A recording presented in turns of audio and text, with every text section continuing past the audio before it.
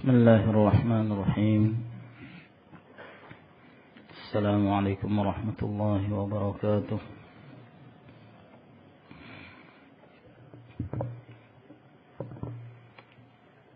إن الحمد لله نحمده ونستعينه ونستغفره ونعوذ بالله من شرور أنفسنا ومن سيئات أعمالنا. من يهده الله فلا مضل له ومن يضلل فلا هادي له. وأشهد أن لا إله إلا الله وحده لا شريك له. وأشهد أن محمدا عبده ورسوله وصلى الله عليه وعلى آله وأصحابه وسلم تسليما كثيرا. أما بعد، معاشر المسلمين أعزنا الله وإياكم. Pada pertemuan yang sebelumnya kita telah sampai pada pembahasan apa yang diminum oleh Ahlul Jannah, bahwa Allah Subhanahu wa taala telah mempersiapkan bagi mereka berbagai macam jenis minuman. Sebagiannya telah kita singgung dalam bab sebelumnya ketika menjelaskan tentang sungai-sungai yang terdapat di dalam surga, dan dari sanalah mereka pun meminumnya. Air yang tidak pernah berubah, susu yang tidak pernah berubah rasanya, demikian pula khamr yang penuh kelezatan bagi orang-orang yang meminumnya, dan madu yang murni. Maka ini semua adalah merupakan minuman Ahlul Jannah. Dan di samping itu bahwa Allah Subhanahu wa taala juga telah mempersiapkan bagi mereka al-abrar, orang-orang yang taat kepada Allah Subhanahu wa taala, campuran-campuran minuman mereka. Ada yang dicampur dengan tasnim yang berupa mata air yang diminum oleh al-muqarrabun, orang-orang yang dicintai oleh Allah Subhanahu wa taala. Di sana juga ada campuran dari kafur, yang mana kafur ini pun merupakan mata air yang diminum oleh hamba-hamba Allah Subhanahu wa taala, di mana Allah memancarkan mata air itu sekehendak Ahlul Jannah dimanapun mereka menghendakinya. Demikian pula khamr yang terdapat di dalam surga adalah khamr yang penuh dengan kelezatan, tidak menyebabkan kepala menjadi sakit, dan tidak pula menyebabkan hilangnya akal, namun penuh dengan kelezatan, tidak mendatangkan penyakit. Lalu beliau berkata rahimahullah ta'ala, wa amma khamrud dunya fahada wasfuha. Berbeda dengan khamrnya dunia, maka inilah sifatnya. Taghtalu aqlu syaribiha hatta yahdi. Ya, yang akan menyebabkan hilangnya akal orang yang meminumnya, sehingga dia pun sempoyongan, berbicara ngelantur, tak jelas, sebab dia dalam keadaan mabuk.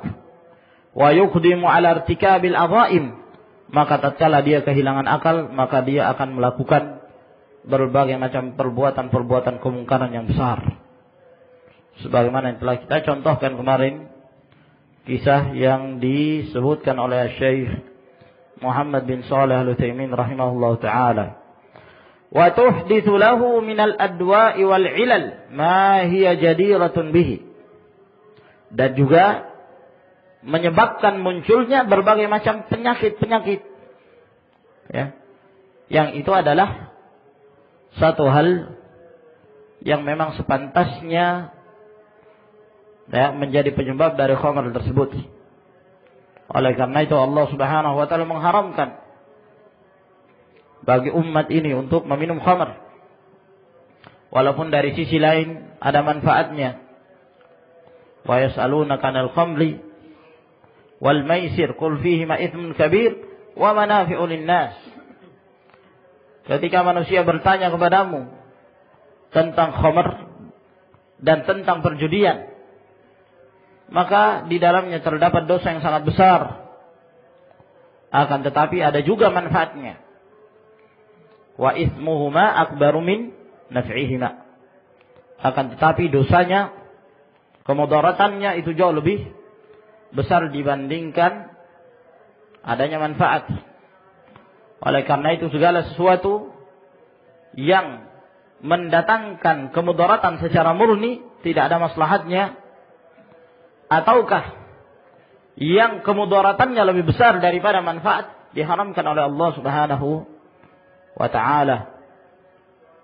Wa turithuhu al-'adama wal imlaqa ba'da al-ghina wal yasar. Dan khamr ini juga, khamr dunia itu akan mewariskan kefakiran. Ya. Akan mewariskan kemiskinan. Setelah dahulu dia dalam keadaan kaya raya dan dalam keadaan memiliki berbagai macam kemudahan. Akan tetapi dengan khamr tersebut akan menyebabkan kefakiran. Ya. Kalau fakir di dunia, fakir dari harta, ini adalah satu hal yang ringan. Namun kalau kefakiran itu di dunia wal akhirah, waliyadzubillah, dia miskin di dunia, sengsara di dunia, terlebih-lebih lagi ketika dia bertemu Allah Subhanahu wa ta'ala. فَنَفَى لَنَا الرَّحْمَنُ عَزَّ وَجَلَّ كُلَّ هَذِهِ الْآفَاتِ الَّتِي تُحْدِثُهَا خَمْرُ الدُّنْيا. Maka Allah Subhanahu wa ta'ala pun menafikan, meniadakan semua kekurangan-kekurangan ini yang dimunculkan oleh khamrnya dunia an khamril jannah. Maka Allah nafikan, Allah tiadakan dari khamrnya surga. Minas suda, dari perasaan sakit di kepala, wal ghaul wal lagwi wal inzaf wa adamil ladzah. Demikian pula yang menyebabkan dia sempoyongan, kehilangan akal, ya, berbuat lagu, batil, menyebabkan dia mabuk dan tidak merasakan kelezatan. Maka Allah Subhanahu wa ta'ala meniadakan ini semua dari sifat-sifat khamr yang terdapat di dalam surga.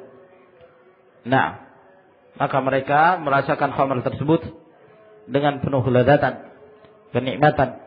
Semakin mereka meminumnya, maka mereka semakin bertambah kenikmatan. Lalu kata beliau rahimahullah, wa ahlul jannati fariqan. Dan penduduk surga itu secara garis besar kita bisa membagi menjadi dua bahagian. Ada dua kelompok mereka. Yang pertama muqarrabun, adalah orang-orang yang muqarrabun, orang-orang yang paling dimuliakan Allah Subhanahu wa ta'ala. Ya, mereka ini seperti para nabi, para syuhada, para siddiqun. Wa ashabu yamin, dan yang kedua adalah ashabul yamin, adalah kaum mukminin secara umum, orang-orang yang saleh. Jadi terbagi menjadi dua, ada yang muqarrabun, ada yang ashabul yamin. Amma ashabul yamin, adapun ashabul yamin, kelompok yang kedua yang disebutkan, fayashrabuna fiha min salsabil, maka mereka akan meminum minuman di dalam surga itu dari salsabil. Ya. Yang dimaksud dengan salsabil adalah minuman yang lezat. Ya, dinamakan syarabun salsabil. Juga dinamakan syarabun salasun, syarabun salsalun. Ya. Syarabun salsalun dan salsabil. Ya. Ini semua maknanya satu, yaitu minuman yang lezat. Maka ashabul yamin mereka minum dari salsabil itu. Minuman yang lezat itu. Muzijabil kafur wa zanjabil. Akan tetapi minuman tersebut bukan murni dari salsabil, namun dicampur.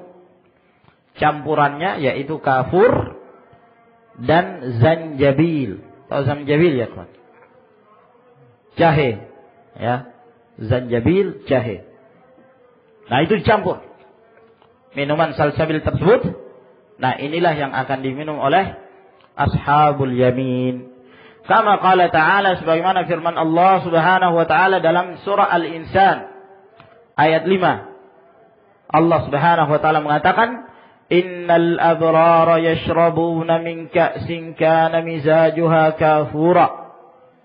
Sesungguhnya orang-orang yang abrar itu, orang-orang yang taat itu, mereka minum dari ka'sun, dari gelas yang penuh, ya, dengan air salsabil itu tadi yang dicampur dengan kafura. Ya, campuran kafur. Wa qala ba'da dzalik, dan Allah juga berfirman dalam surah Al-Insan yang lainnya ayat yang ke-17 dan 18. Wa yusqawna fiha ka'san kana mizajuha zanjabila 'ainan fiha tusamma salsabila. Maka mereka itu akan mendapatkan minuman di dalam surga berupa gelas yang penuh dengan salsabil, penuh dengan air yang berasal dari salsabil yang campurannya adalah zanjabil, yang dicampur dengan jahe. Nah, tentunya sekali lagi bahwa nama-nama yang disebutkan dalam surga, ya, walaupun sama dengan nama-nama yang terdapat di dunia, namun berbeda hakikatnya. Qala al-muallif rahimahullah fi hadil arwah. Ibnul Qayyim rahimahullah ta'ala menjelaskan dalam kitabnya Hadil Arwah, dalam menjelaskan yang diminum oleh ashabul yamin ini. Fa akhbara subhanahu an mizaji syarabihim bi syai'ain. Allah subhanahu wa ta'ala mengabarkan pada dua ayat ini, ya, di dua tempat, Allah mengabarkan bahwa minumannya ashabul yamin yaitu air yang dicampur minuman mereka itu dengan dua jenis minuman. Yang pertama bil kafur, dicampur dengan al kafur, ya, yang terdapat pada awal surah Al-Insan. Wa zanjabil fi akhiriha, dan yang kedua dicampur dengan jahe, sebagaimana disebutkan pada akhir-akhir surah Al-Insan. Lalu kata beliau, fa inna fil kafuri minal bardi wa tibir raihati. Maka pada kafur itu sifatnya al-kafur adalah dingin. Ya. Di samping itu baunya sangat harum sekali. Dingin dan baunya sangat harum. Wa fi zanjabil minal hararati wa tibir raihah. Berbeda dengan jahe. Kalau jahe panas, ya, panas disertai dengan bau yang demikian pula harum. Ya, ma yahdutsu lahum bijtima'i syarabain wa maji'i ahadihima ala atharil akhar halatun ukhra. Nah, kata beliau, yang ini kalau diminum, ya, minum al-kafur, air yang campur dengan al-kafur yang sifatnya dingin dan harum baunya. Lalu kemudian mereka juga minum dari air yang dicampur dengan zanjabil yang sifatnya panas, hararah, yang juga harum baunya. Apabila seorang meminumnya, ya, kadang minum ini, kemudian minum yang satunya lagi, minum kafur dan zanjabil. Kata beliau, kalau ini diminum oleh seorang, akan memunculkan, apabila digabungkan dua minuman tersebut, dan yang satu mendatangi bekas yang lainnya. Setelah dia minum dari al-kafur, dia minum lagi dari az-zanjabil, maka ini akan memunculkan satu keadaan yang lain. Ya. Nah, disebabkan karena percampuran antara dua jenis minuman tersebut, maka akan menimbulkan satu keadaan yang lain, akmalu wa atyabu wa aladzu min kulli minhuma binfiradihi, yang lebih sempurna, lebih nikmat, lebih lezat daripada kalau seorang hanya minum salah satu dari keduanya saja. Dia hanya minum dari zanjabil saja, tidak minum dari kafur. Atau dia hanya minum dari al-kafur saja yang sifatnya dingin dan tidak minum dari zanjabil. Nah, ini beda keadaannya. Kalau kemudian seorang minum dari kedua-duanya, minum dari zanjabil dan juga minum dari al-kafur, maka ini akan menimbulkan kelezatan yang luar biasa, kenikmatan. Ya. Wa yu'addilu kayfiyata kullin minhuma bi kayfiyatil akhar, maka dia akan menyeimbangkan antara kondisi satu dan jenis minuman tersebut digabungkan ke minuman yang lainnya. Wa ma'altafa mawqi'a dzikril kafur fi awwalis surah, dan sungguh sangat sesuai sekali penyebutan al-kafur pada awal surah Al-Insan itu. Wa zanjabil fi akhiriha, lalu kemudian diakhiri dengan penyebutan zanjabil. Ya, pada awalnya disebut minuman itu dari kafur, kemudian setelah itu pada akhir-akhir surah disebutkan minuman itu zanjabil. Fa inna syarabahum muzija awwalan bil kafur, maka sesungguhnya minuman mereka itu pertama dicampur dengan al-kafur, minuman tersebut. Wa fihi minal bardi ma yaji'u zanjabil ba'dahu, ya, maka ketika seorang itu minum air yang dicampur dengan al-kafur, maka dia merasakan dingin, dia merasakan satu hal yang dingin. Lalu kemudian datanglah minuman yang berikutnya, dia meminumnya, yaitu jahe, ya, yang punya sifat panas. Fayu'addiluhu, maka dia pun datang untuk menyeimbangkan yang dingin itu tadi, sehingga kembali menjadi normal. Naam. Wadh-dhahir annal ka'sa tsaniyata ghairul ula, dan yang zahir bahwa gelas yang pertama selain dari gelas yang kedua. Maksudnya ini masing-masing beda.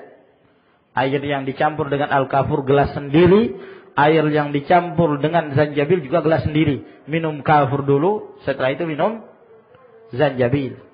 Nah, yang kalau kedua-duanya dipertemukan, maka akan menormalkan dan memunculkan suatu kenikmatan yang luar biasa. Wa annahuma naw'ani ladzizan minasyarab, dan keduanya adalah merupakan dua jenis minuman yang sangat lezat sekali. Ahaduhuma muzijabi kafur wa tsani muzijabi zanjabil. Yang pertama itu dicampur dengan kafur, yang kedua dicampur dengan zanjabil.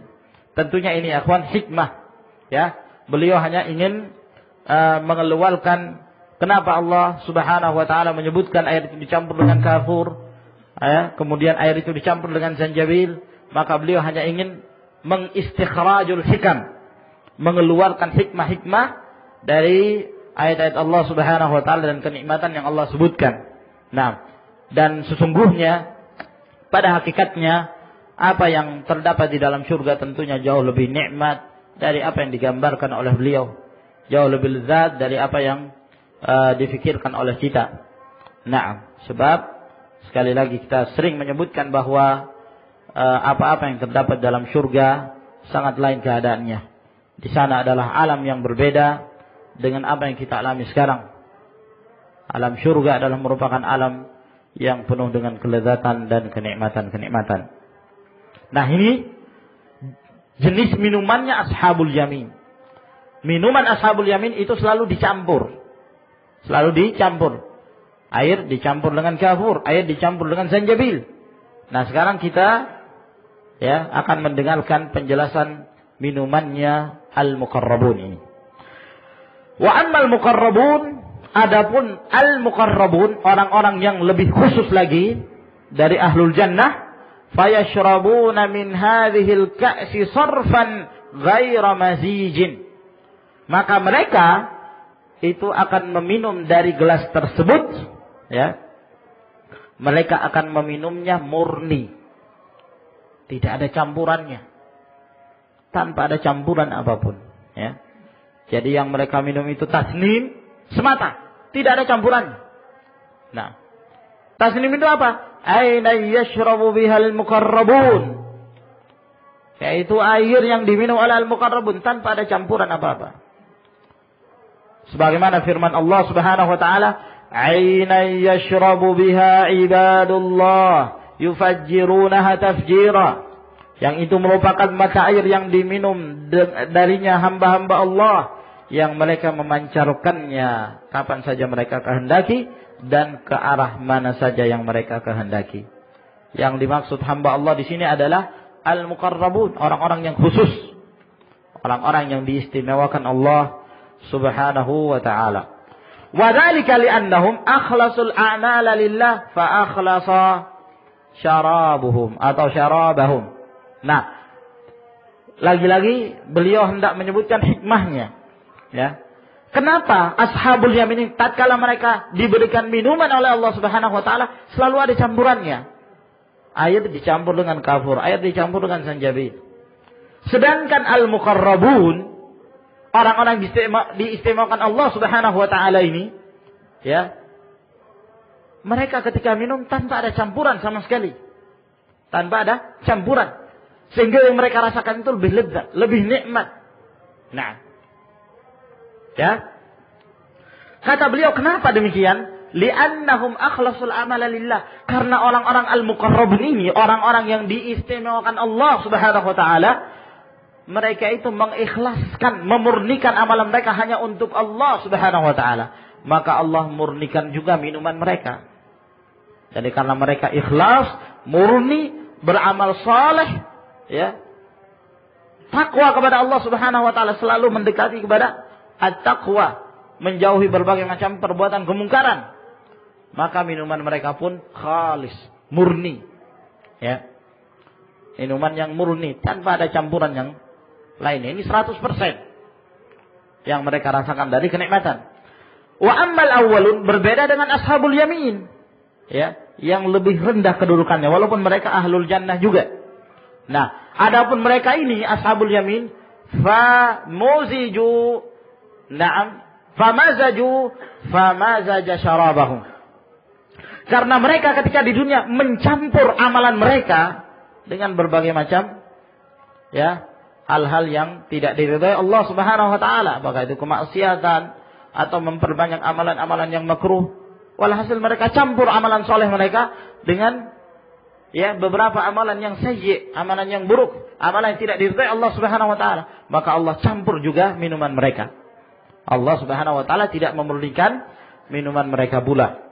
Wa nadhiru hadza qauluhu ta'ala, seperti ini pula firman Allah Subhanahu wa taala dalam surah Al-Mutaffifin. Ketika Allah mengatakan wa mizajuhu min tasnim, aynan yashrabu bihal muqarrabun. Dan campuran minumannya ashabul yamin itu, yaitu dari tasnim, ya. Khamr dicampur dengan tasnim. Nah, tasnim itu apa? Yaitu mata air yang diminum darinya al-muqarrabun. Ya. Jadi kalau al-muqarrabun ini mereka meminum dari tasnim murni tanpa ada campuran. Sedangkan ashabul yamin mereka, ya, meminumnya namun dicampur dengan yang lainnya. Yakni anna syaraba ashabil yamin yumzaju lahum min hadhihi al-'ain allati tusamma bitasnim. Yaitu bahwa minumannya ashabul yamin itu dicampur, ya, dari sumber mata air yang disebut dengan tasnim tersebut, yang tasnim ini yashrabu minhal muqarrabuna sirfan, di mana orang-orang yang diistimewakan Allah Subhanahu wa taala tersebut mereka meminum dari tasnim tersebut murni tanpa ada campuran. Fal muqarrabu akhlasa sa'yahu, ya, maka orang-orang yang diistimewakan oleh Allah ini dia murnikan amalannya, ya, dia murnikan amalannya, wasafa, ya, dan murni, bersih, hatta sara kulluhu lillah, sehingga semuanya hanya untuk Allah Subhanahu wa taala, seluruh amalannya lillah. Nah, maka mereka inilah orang-orang yang menerapkan firman Allah Subhanahu wa taala, "Qul inna salati wa nusuki wa mahyaya wa mamati lillahi rabbil alamin. Nah, salatku, ibadahku, nah, hidupku dan matiku hanya untuk Allah Subhanahu wa taala. Ini diterapkan dalam kehidupan murni hanya untuk Allah Subhanahu wa taala, maka dimurnikan pula minuman mereka di dalam surga. Falihada safa lahu syarabuhu wa lam yumzaj. Oleh karena itu murni minuman yang mereka dapatkan dan tidak ada campurannya. Wal jazaa'u min jinsil amal. Balasan yang Allah berikannya tergantung dari jenis amalannya. Kalau amalannya murni, minumannya murni. Amalannya tercampur, maka minumannya pun tercampur. Wa amma ashabul yamin falamma mazaju sa'yahum as-salih bi ba'd al-makruhat allati laysat ma'siyatan. Adapun ashabul yamin, kata beliau, adalah tatkala mereka mencampuri amalan soleh mereka dengan sebagian perkara-perkara yang makruh, hal-hal yang dibenci dan tidak diridhai Allah, ya, yang bukan maksiat, Jadi di sini beliau berpendapat bahwa ashabul yamin ini adalah orang-orang yang memperbanyak amalan-amalan makruh, ya. Berbeda dengan al-muqarrabun, mereka adalah orang-orang yang berlomba-lomba kepada kebaikan. Sehingga Allah Subhanahu wa taala mengistimewakan mereka. Adapun ashabul yamin, karena mereka mencampuri amalan saleh mereka dengan hal-hal yang dibenci, sehingga Allah pun mencampuri minuman mereka sebagai balasan yang setimpal dari apa yang telah mereka amalkan. Nah, ini kelompok yang kedua. Ternyata di sana ada kelompok yang ketiga. Jadi ada al-muqarrabun, ada ashabul yamin. Lalu kata beliau, wa hunaka fariqun tsalits. Di sana ada kelompok yang ketiga. Wa humul ladzina qala Allahu fihim, dan mereka itu adalah orang-orang yang Allah Subhanahu wa taala sebutkan tentang keadaan mereka dalam surah At-Taubah ayat 102. Allah menyatakan wa akharuna i'tarafu bidzunubihim, dan ada orang-orang yang lainnya yang mereka mengakui dosa-dosa mereka. Jadi mereka berbuat dosa. Khalatu amalan salihan wa akhara sayyi'a. Mereka mencampuri amalan soleh mereka dengan yang lainnya, amalan yang buruk, kemaksiatan. Asallahu ayyatuba alaihim innallaha ghafurur rahim. Semoga Allah Subhanahu wa taala menerima taubat mereka, mengampuni mereka. Sesungguhnya Allah Subhanahu wa taala itu Maha Pengampun dan Maha Penyayang. Nah, ini tim atau kelompok yang ketiga. Mereka beramal soleh tapi tercampur dengan amalan-amalan maksiat. Wa humul ladzina qassaru fi ba'dil wajibat. Maka mereka ini adalah orang-orang yang menelantarkan, menyepelekan sebagian dari kewajiban-kewajibannya. Wartakabu ba'dal muharramat, dan mereka mengerjakan sebagian dari perkara-perkara yang diharamkan. Fahaula'i amruhum mufawwadun ila Allah subhanahu.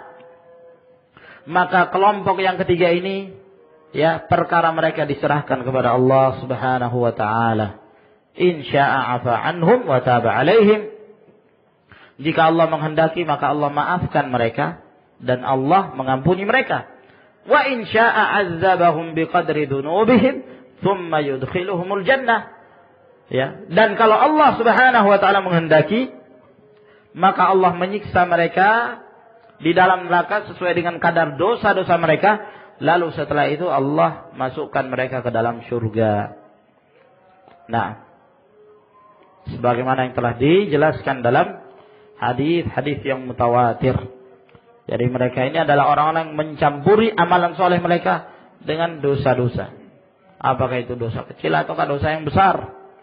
Nah, ketika mereka terjatuh dalam dosa-dosa besar yang bukan kekufuran, bukan kesyirikan, maka keadaan mereka dibawa kehendak Allah Subhanahu wa taala. Jika Allah menghendaki, Allah ampuni.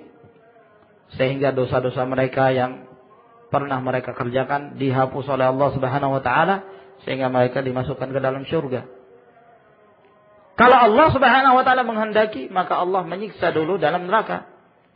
Ya, sampai kepada kurun waktu tertentu karena mereka masih memiliki keimanan dan Allah Subhanahu wa taala tidak akan mengekalkan keadaan mereka yang di dalam hatinya ada sebesar biji zarrah dari keimanan tersebut, melainkan pasti Allah Subhanahu wa taala akan mengeluarkannya dari neraka. Lalu setelah itu dimasukkan ke dalam surga.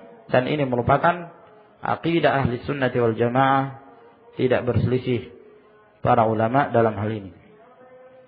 Faslun, pasal yang berikutnya, fi masrafi ta'amihim wa syarabihim wa hadmihi. Ya.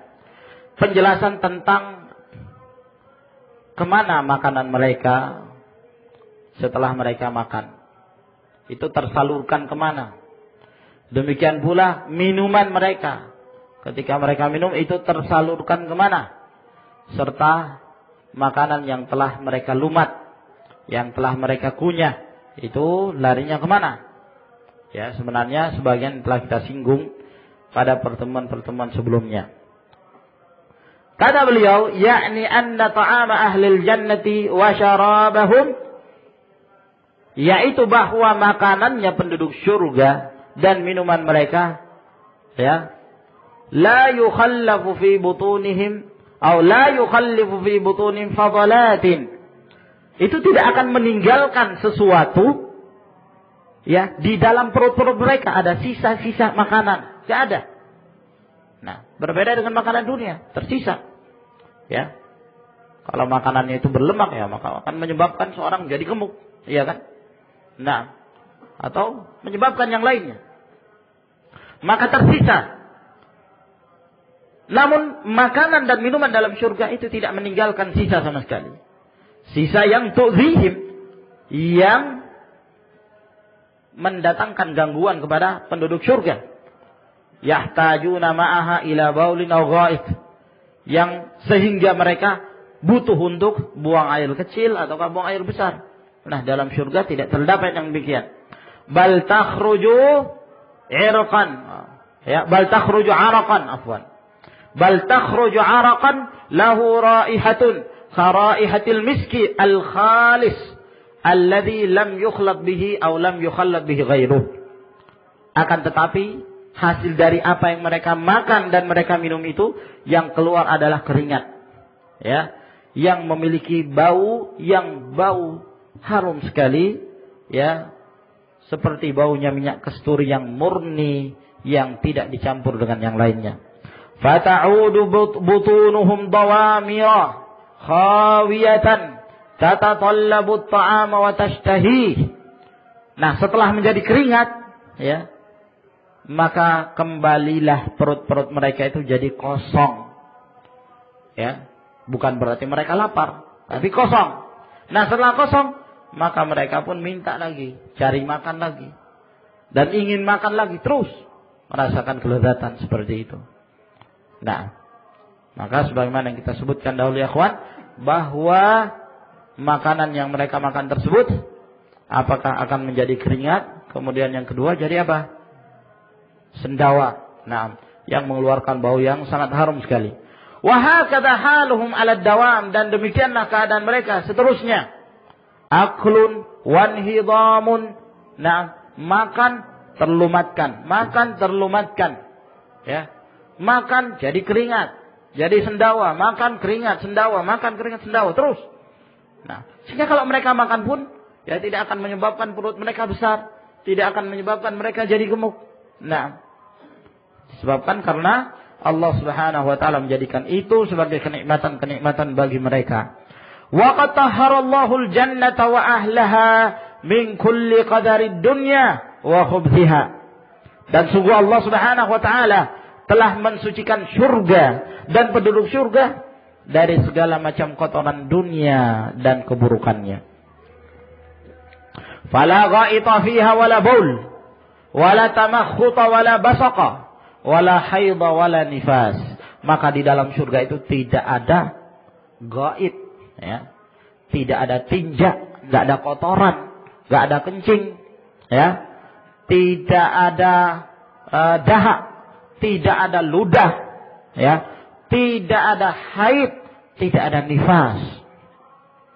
Wali ahlil jannati jusha, dan penduduk surga itu memiliki sendawa. Wa huwa dzalika ar-rihul ladzi yakhruju minal fam, yaitu udara yang keluar dari mulutnya. Yakunu karihil miski, maka itu seperti baunya minyak kasturi. Yatimmu bihi hadmuhum lit-ta'am, yang akan semakin menyempurnakan tatkala makanan tersebut terlumatkan. Wa hadza kulluhu sahha anhu sallallahu alaihi wasallam, dan ini semuanya berdasarkan hadis-hadis yang sahih dari Nabi sallallahu alaihi wasallam.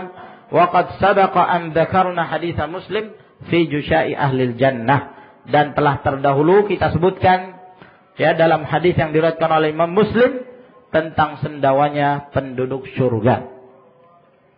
Wali Ahmad rahimahullah atharan fi hadzal bab, dan dalam riwayat Al-Imam Ahmad ada dua riwayat dalam bab ini, yadullani ala anna ta'ama ahlil jannah yafidhu min juludihim karashil miski, yang menunjukkan bahwa makanannya penduduk surga itu akan mengalir ya di kulit-kulit mereka, menjadi keringat. Keringat ini yang memiliki bau seperti baunya minyak kasturi.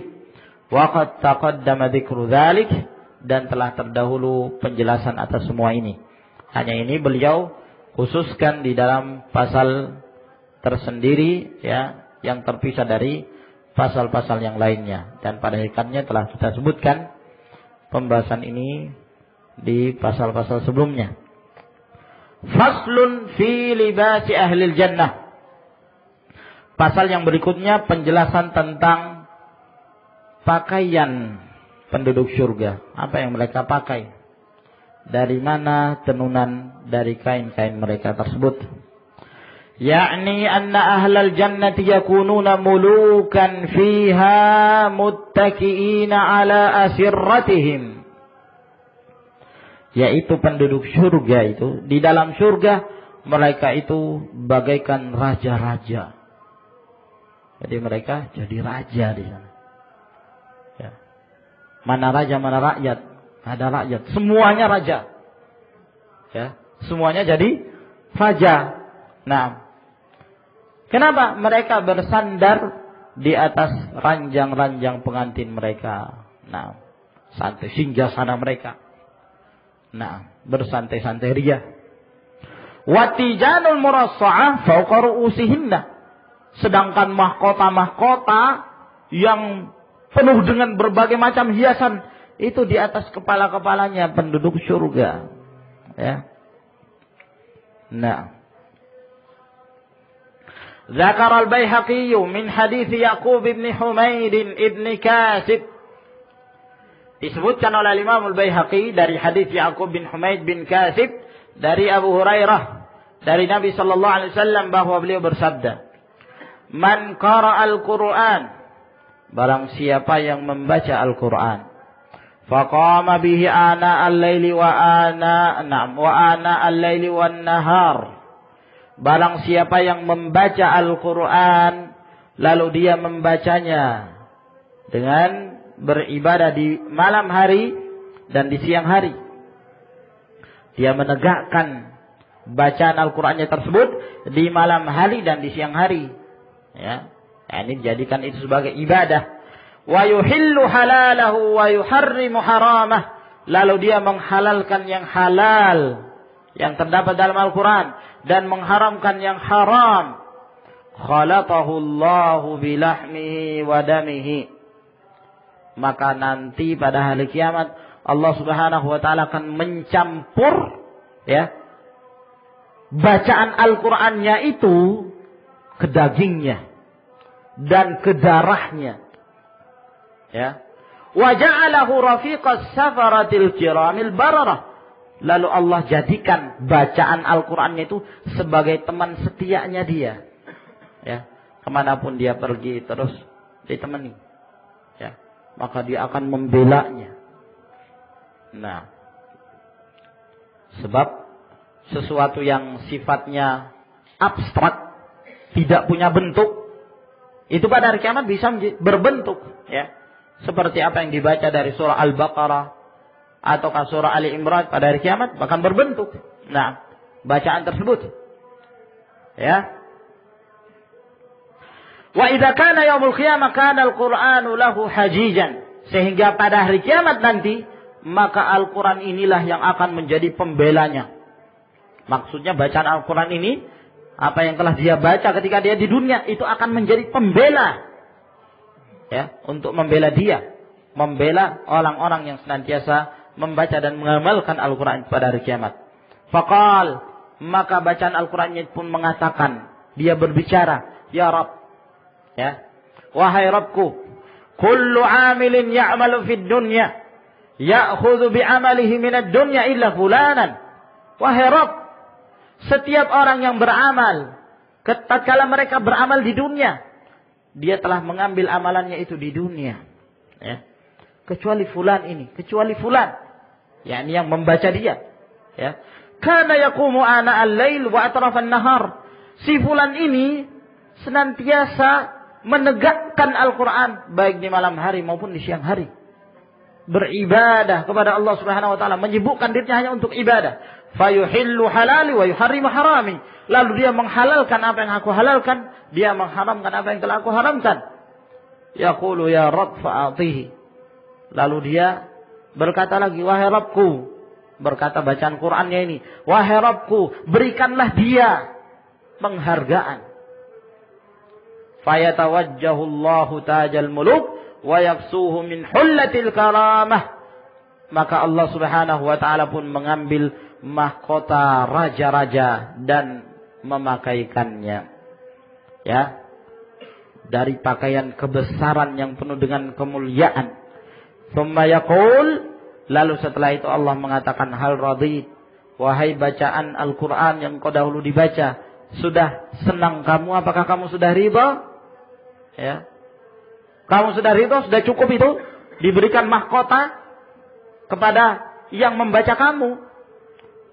Fayaqul, lalu Al-Quran ini, bacaan Al-Quran ini berkata lagi, ya Rabb, ya, uraghibu lahu fi afdala min hadha. Nah, wahai Rabbku, aku telah menganjurkan kepada dia untuk mencari yang lebih mulia lagi dari ini.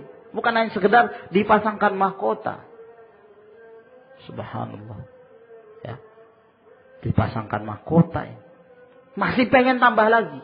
Ya.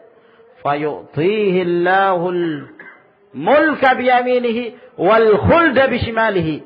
Maka Allah memberikan kerajaan, yakni surga, dengan tangan kanannya dan kekekalan dengan tangan kirinya.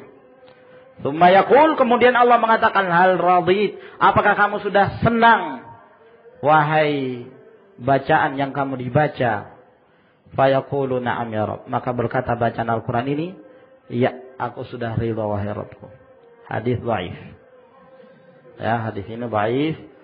Dalam sanadnya ada seorang perawi yang bernama Ismail bin Rafi', dan dia dhaif. Sebagian mengatakan matruk.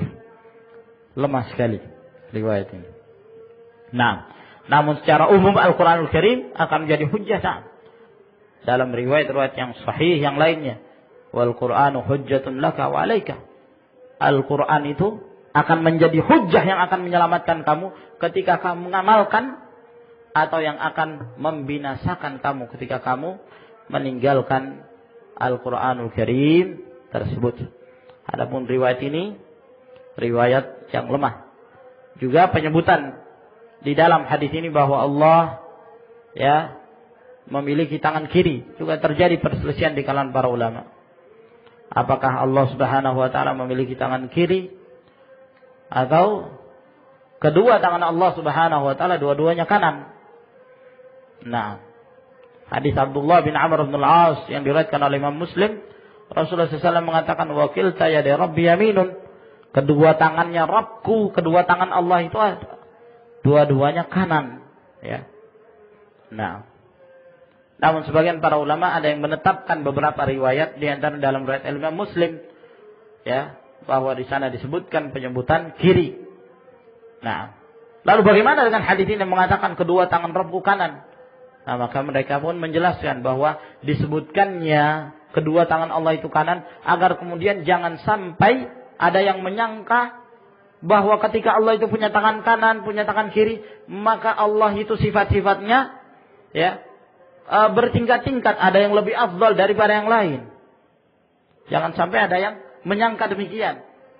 Ya, karena dia menyangka bahwa tangan kanan itu lebih baik daripada tangan kiri. Biasanya tangan kiri yang jelek-jelek. Nah, jangan sampai ada yang menyangka seperti itu. Sebab Allah Subhanahu wa taala sekali lagi sifat-sifatnya laisa kamitslihi syai'. Wa huwas samiul basir. Tidak ada yang menyerupai Allah Subhanahu wa taala dalam sifat-sifatnya. Walaupun Allah menetapkan bahwa Allah memiliki dua tangan, namun jangan sama sekali terbetik pada diri kita bahwa tangan Allah Subhanahu wa taala itu sama dengan tangannya manusia atau makhluk yang lainnya. Wa an Abi Sa'id al-Khudri anna an-nabiy sallallahu alaihi wa alihi wasallam tala qawlahu azza wa jalla. Dan dari hadis Abu Sa'id al-Khudri bahwa Nabi sallallahu alaihi wasallam membaca firman Allah, jannatu adnin yadkhulunaha yuhallawna fiha min asawira min dhahabin. Dalam surah Fatir ayat 33. Kata Allah, surga Aden itu yang mereka akan memasukinya, maka mereka akan diberikan perhiasan-perhiasan di dalam surga itu berupa gelang-gelang dari emas. Berupa gelang-gelang dari emas. Ini yang tersebutkan dalam ayat tersebut.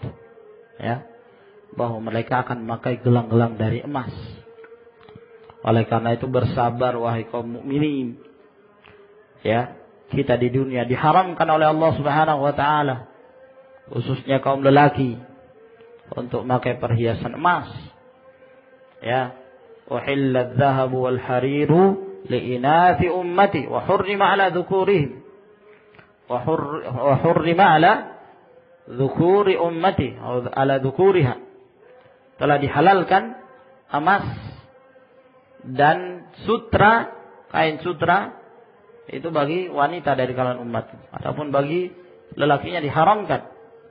Nah, kenapa? Karena mereka nanti akan mendapatkannya insyaallah taala pada yaumul qiyamah ketika mereka masuk ke dalam surga. Nah, berkata Nabi SAW dalam menafsirkan ayat ini, inna alaihimut tijan, sesungguhnya di atas kepala-kepala mereka itu ada mahkota-mahkota.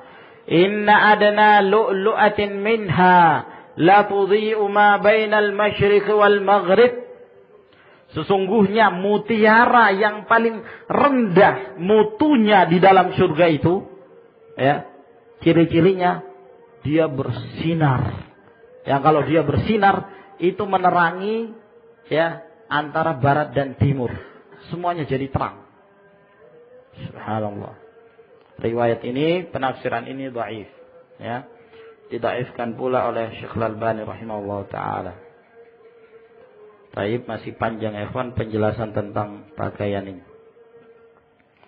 Nah, saya kira insyaallah taala sampai di sini dulu yang kita jelaskan dari kitab ini. Insyaallah taala kita lanjutkan di malam-malam yang berikutnya. Wallahu a'lam bishawab. Wa akhiru da'wana alhamdulillahi rabbil alamin.